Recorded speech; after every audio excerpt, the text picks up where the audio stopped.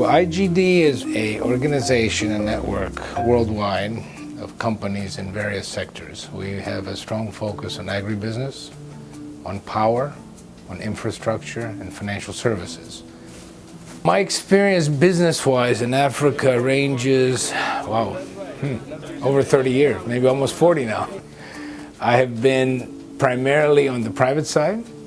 I did do 5 years as U.S. Executive Director at the African Development Bank, where I was a little more on the government or the donor side, if you will.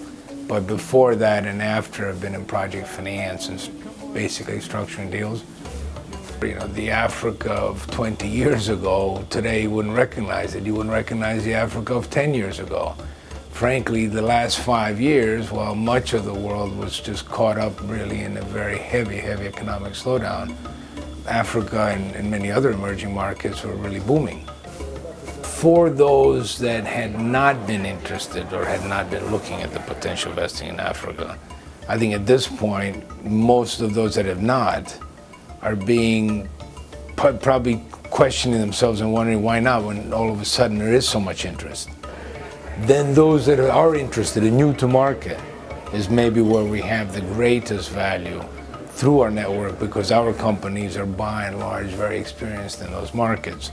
So that sharing of knowledge and experience amongst the members and the leading members of the Frontier 100 is very useful to those new members coming in that had not invested or done business previously in Africa. Poverty alleviation will not happen without growth. I mean, it's as simple as that. So you have to have growth. To have growth, it needs to be sustainable, and it needs very much to be in some fashion equitable and inclusive. Because if you're just not including many people into that growth, you're creating social political problems that will defeat whatever growth you are in fact able to create in the economies. IGD is a worldwide business organization. The fact that it's worldwide then makes it critically impactful, being able to draw both company interests from around the world into investments that are very much impactful in Africa itself. So if there's a mantra for IGD is that we're of business by business, but we're not necessarily just for business, we're for good results.